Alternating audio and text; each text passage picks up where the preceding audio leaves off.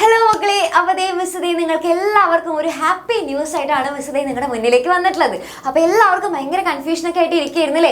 ഇത്തവണ നമുക്ക് grace mark കിട്ടുമോ അല്ലേ, അതോ ഇനി ഇത്തവണ ഉണ്ടാവില്ലേ, അങ്ങനെയൊക്കെ പറഞ്ഞിട്ട് കുറേ കൺഫ്യൂഷൻസ് നമുക്ക് ഉണ്ടായിരുന്നു.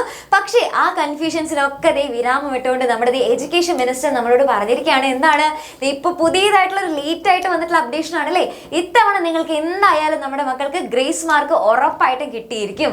ഓക്കെ, അപ്പോൾ ഇത് എല്ലാവർക്കും ഭയങ്കര സന്തോഷമുള്ള കാര്യമല്ലേ? അപ്പോൾ ഇത് എല്ലാവർക്കും നമ്മുടെ സി മാർക്ക് പോലെ എല്ലാവർക്കും കിട്ടുന്ന ഒരു മാർക്കല്ല നമ്മുടെ ഗ്രേസ് മാർക്ക് എന്ന് പറയുന്നത്.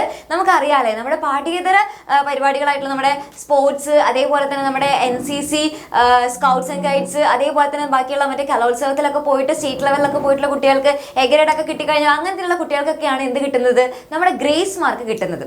അപ്പോൾ ഈ ഗ്രേസ് മാർക്കൊക്കെ കിട്ടുന്ന ഓൾറെഡി ഇത്രയും മാർക്കൊക്കെ കിട്ടുന്നൊക്കെ അറിഞ്ഞു കഴിഞ്ഞാൽ നമുക്ക് പിന്നെ പഠിക്കാൻ കുറച്ച് മടിയന്മാരും മടിച്ചിക്കോതകളൊക്കെ നമ്മുടെ ഇടയിൽ ഉണ്ടെന്നുള്ളത് നമ്മുടെ എഡ്യൂക്കേഷൻ മിനിസ്റ്റർക്ക് നല്ലോണം അറിയാവുന്നത് കൊണ്ടാണ് എന്ത് ചെയ്തത്, ഇപ്പം ഇത്രയും അവസാന നിമിഷത്തിൽ കാര്യങ്ങളൊക്കെ പറഞ്ഞിട്ടുള്ളത്.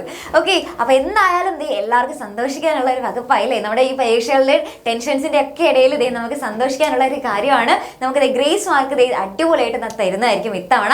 അപ്പോൾ അത് എങ്ങനെയായിരിക്കും തരുന്നത് അല്ലെ, എങ്ങനെയായിരിക്കും അതിൻ്റെ ആ ഒരു ഡിസ്ട്രിബ്യൂഷൻ, നമുക്ക് എല്ലാത്തിലും കറക്റ്റായിട്ട് ഫുൾ ഇങ്ങനെ മാർക്ക് ഇങ്ങനെ എല്ലാ സബ്ജക്റ്റിലും ഇങ്ങനെ പകുതി ഇങ്ങനെ വീതിച്ച് തരികയാണോ, അതെങ്ങനെയാണ് തരിക എന്നുള്ള കാര്യങ്ങളാണ് മിസ് നിങ്ങൾക്ക് പറഞ്ഞുതരാൻ പോകുന്നത്. ഓക്കെ, അപ്പോൾ നമുക്ക് ഏതിനൊക്കെയാണ് നമുക്ക് ഗ്രേസ് മാർക്ക് ഉള്ളത് എന്ന് ചോദിച്ചു കഴിഞ്ഞാൽ, നിങ്ങൾക്ക് SPCയിലുണ്ട്, അതേപോലെ തന്നെ NCC, scout and guides, little Kites, അതേപോലെ തന്നെ റെഡ് ക്രോസ്, കലോത്സവം, സ്പോർട്സ് അല്ലേ, ഇതിനും അപ്പുറത്തേക്ക് ഏതെങ്കിലും ഉണ്ടോ എന്നുള്ളത് മിസ്സിന് അറിയില്ല. അപ്പോൾ ഇത് മിസ് ഇപ്പോൾ ഇതിൽ ചേർക്കാത്തതായിട്ട് ഏതെങ്കിലും ഉണ്ടെന്നുണ്ടെങ്കിൽ എൻ്റെ മക്കൾ കമൻറ്റ് ചെയ്യാം കേട്ടോ. അപ്പോൾ മിസ്സിന് അറിയാവുന്ന കാര്യങ്ങളൊക്കെ മിസ് ഇതിൽ നോട്ട് ചെയ്ത് വെച്ചിട്ടുണ്ട്. ഓക്കെ, അപ്പോൾ ഇത്രയും കാര്യങ്ങൾക്കൊക്കെയാണ് നമുക്ക് എന്ത് ചെയ്യുന്നത്, ഇത്രയും കാര്യങ്ങൾക്കൊക്കെയാണ് നമുക്ക് മാർക്ക് തരുന്നത്, ഗ്രേസ് മാർക്ക് തരുന്നത്. ഓക്കെ, അപ്പോൾ ഈ ഗ്രേസ് മാർക്ക് എന്ന് പറഞ്ഞു കഴിഞ്ഞാൽ ഇപ്പോൾ നമുക്കറിയാം, നമ്മുടെ ഇപ്പോൾ കലോത്സവത്തിലൊക്കെ നമുക്കിപ്പോൾ എ ഗ്രേഡ് ഒക്കെ കിട്ടുകയാണെങ്കിൽ, സീറ്റ് ലെവലിൽ നമുക്ക് എ ഗ്രേഡ് ഒക്കെ കിട്ടുകയാണെങ്കിൽ നമുക്ക് ഏകദേശം ഒരു 30 മാർക്കോളം നമുക്ക് കിട്ടും അല്ലേ, 30 മാർക്കോളം കിട്ടും. അതിപ്പോൾ മിസ് ഒരു ഏകദേശ ധാരണയിൽ പറയുന്നതാണ്. ശരിക്കും പറഞ്ഞാൽ നമ്മുടെ എഡ്യൂക്കേഷൻ മിനിസ്റ്റർ എത്ര മാർക്കാണ് തരുന്നത് അല്ലെ, എത്ര മാർക്കാണ് ഗ്രേസ് മാർക്ക് കിട്ടുന്നത്, അതിൻ്റെ ക്ലിയർ ആയിട്ടുള്ള ഡീറ്റെയിൽസ് നമുക്ക് പറഞ്ഞു തന്നിട്ടില്ല. ജസ്റ്റ് എത്ര മാത്രമേ പറഞ്ഞിട്ടുള്ളൂ, ഇത്തവണ എന്തായാലും നമ്മുടെ മക്കൾക്ക് ഗ്രേസ് മാർക്ക് കിട്ടും എന്നുള്ള കാര്യമാണ് പറഞ്ഞിട്ടുള്ളത്.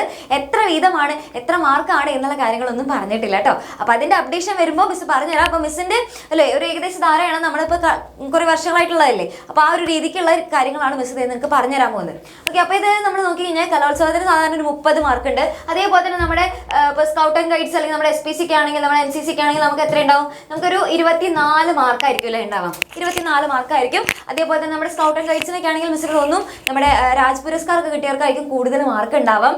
ഓക്കെ, അപ്പോൾ അതിൻ്റെ ഡീറ്റെയിൽസ് ഒക്കെ നമ്മൾ പിന്നീട് നിങ്ങളെ അറിയിക്കുന്നതായിരിക്കും. നമുക്ക് കറക്റ്റ് ആയിട്ടുള്ള അപ്ഡേഷൻ വന്നു കഴിഞ്ഞാൽ, ഇപ്പോൾ മിസ് വെറുതെ നിങ്ങൾക്ക് തെറ്റായിട്ടുള്ള കാര്യം പറഞ്ഞു തരുന്നതിനെക്കാട്ടി നല്ലത് അല്ലേ, അപ്പോൾ ഇങ്ങനെ പറയുന്നതാണ്. അപ്പോൾ ഒരു ഏകദേശ ധാരണയാണ് കേട്ടോ മിസ് പറഞ്ഞു തരുന്നത് നമ്മുടെ മാർക്കിൻ്റെ.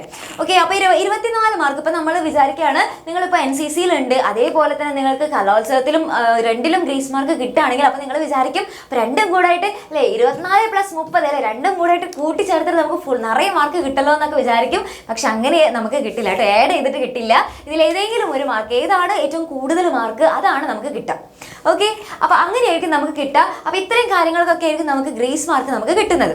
ഓക്കെ, ഇനി എങ്ങനെയാണ് നമുക്ക് ഈ ഗ്രേസ് മാർക്ക് നമുക്ക് നമ്മുടെ ഈ പരീക്ഷകളിൽ നമ്മുടെ മാർക്കിനെ അത് എങ്ങനെയാണ് എഫക്റ്റ് ചെയ്യുന്നത്, എങ്ങനെയൊക്കെയാണ് നമുക്കത് കറക്റ്റ് ഡിസ്ട്രിബ്യൂട്ട് ചെയ്ത് തരുന്നത് എന്ന് ചോദിച്ചു കഴിഞ്ഞാൽ, നമുക്ക് ഏറ്റവും അല്ലെ, ഇതിപ്പോൾ നമുക്കിപ്പോൾ ചിലതിലിപ്പോൾ ഏതെങ്കിലും ഇപ്പോൾ ഒരു മാർക്കിനൊക്കെ ആയിരിക്കും നമുക്കിപ്പോൾ എ ഗ്രേഡിൽ A+ മിസ്സായിട്ട് നമ്മളിപ്പോൾ എ ഗ്രേഡിൽ നിൽക്കുകയാണെന്നുണ്ടെങ്കിൽ, അപ്പം നമുക്ക് എന്ത് ചെയ്യും, ആ ഒരു മാർക്ക് എവിടെയാണോ ഇപ്പോൾ കുറവുള്ളത് അല്ലെ, ഏറ്റവും കുറവ് മാർക്ക് തൊട്ടടുത്ത ഒരു ഗ്രേഡിലേക്ക് കയറാനായിട്ട് ഏറ്റവും കുറവ് മാർക്ക് ഏത് സബ്ജക്റ്റിനാണോ വേണ്ടത് അതിലാക്കിയാണ് ഏറ്റവും ആദ്യം ആ ഒരു മാർക്ക് നമുക്ക് ഡിസ്ട്രിബ്യൂട്ട് ചെയ്യാം.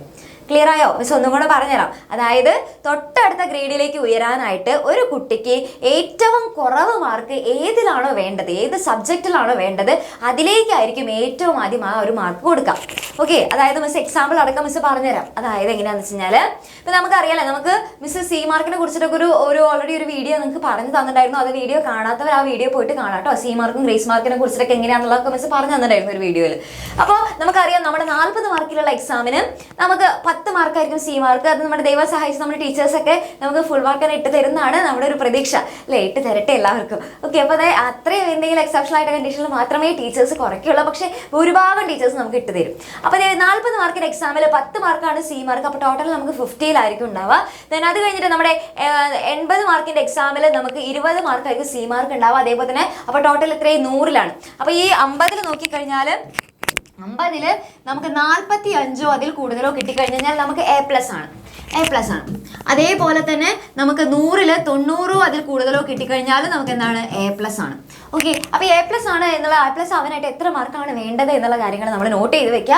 ഇനി നമുക്ക് എങ്ങനെയാണ് ആ ഗ്രേസ് മാർക്കിൻ്റെ ഡിസ്ട്രിബ്യൂഷൻ എന്ന് നോക്കിക്കഴിഞ്ഞാൽ നിങ്ങളിപ്പോൾ വിചാരിക്കുകയാണ് നിങ്ങളുടെ 3 സബ്ജക്റ്റ് ബാക്കി എല്ലാത്തിലും നിങ്ങൾക്ക് നല്ല മാർക്കൊക്കെ ഉണ്ട്, നല്ല എ പ്ലസ് ഒക്കെ ഉണ്ട്. പക്ഷേ ഈ 3 സബ്ജക്റ്റിൽ നിങ്ങൾക്ക് എങ്ങനെയാണ് മാർക്ക് നിൽക്കണമെന്ന് വിചാരിക്കാം. അപ്പോൾ ഈ കെമിസ്ട്രിയിൽ നോക്കിക്കഴിഞ്ഞാൽ നിങ്ങൾക്ക് 40 മിസ് 40ൻ്റെ കാര്യം മാത്രം എടുത്തിട്ടുള്ളൂ കേട്ടോ.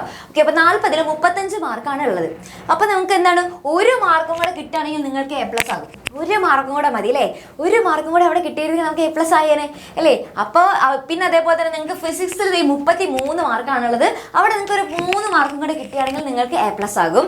അതേപോലെ തന്നെ മലയാളത്തിൻ്റെ കേസിൽ നിങ്ങൾക്ക് 29 കിടക്കുന്നത്. ഓൾറെഡി അതെന്താണ് അത് ബി പ്ലസ് ആയിട്ടാണ് കിടക്കുന്നത്. അപ്പോൾ അതിപ്പോൾ തൽക്കാലത്തിന് അവിടെ മൈൻഡ് ചെയ്യാൻ വരട്ടെ.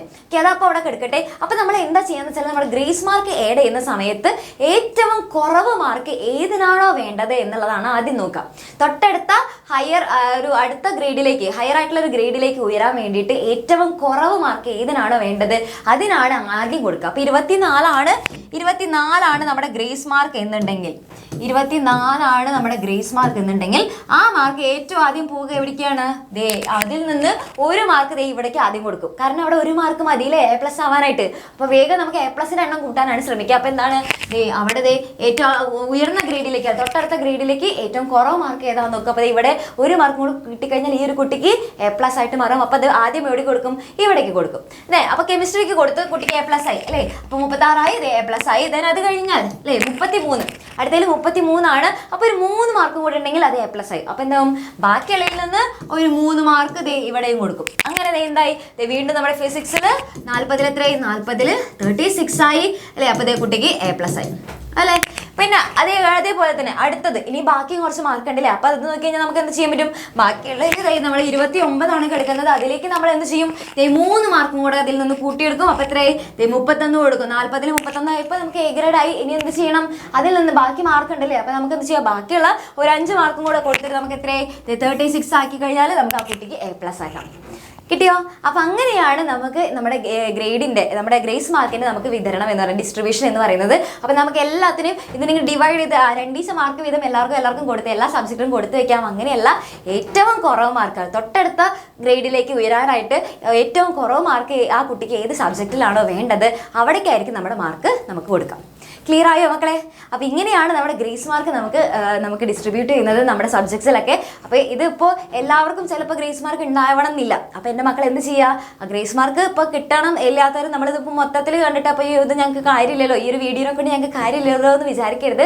നമ്മുടെ ഗ്രേസ് മാർക്ക് ആവശ്യമുള്ള കിട്ടുന്ന അല്ലെ ഒത്തിരി കഷ്ടപ്പെട്ടിട്ടായിരിക്കില്ലേ നമ്മുടെ ഫ്രണ്ട്സൊക്കെ ഇങ്ങനെ സ്പോർട്സിലായാലും അല്ലെങ്കിൽ കലോത്സവത്തിലായാലും ഒത്തിരി കഷ്ടപ്പെട്ടിട്ടായിരിക്കും നമ്മുടെ കുട്ടികളൊക്കെ അല്ലേ പങ്കെടുത്തിട്ട് അല്ലേ കുറേ കഷ്ടപ്പെട്ട് പഠിക്കാനുള്ള സമയമൊക്കെ അവർ കുറേ നഷ്ടപ്പെടുത്തിയിട്ടൊക്കെ ആയിരിക്കും പോയിട്ട് ചെയ്തിട്ടുണ്ടാവാം അല്ലേ. അപ്പോൾ അവർക്കൊക്കെ എന്ത് ചെയ്യുക? ഈ വീഡിയോ അയച്ചു കൊടുക്കുക. അപ്പോൾ എല്ലാവരും നന്നായിട്ട് വീഡിയോ മൊത്തത്തിൽ തന്നെ കണ്ടിട്ട് എന്ത് ചെയ്യുക? മനസ്സിലാക്കുക. അപ്പോൾ ഇത് വിചാരിച്ചിട്ട് ഗ്രേസ് മാർക്ക് കിട്ടുമെന്ന് വിചാരിച്ചിട്ട് ഇനിയുള്ള എക്സാമിന് നമുക്ക് ഉഴപ്പിയാലും കുഴപ്പമില്ലാതൊന്നും വിചാരിക്കരുത്.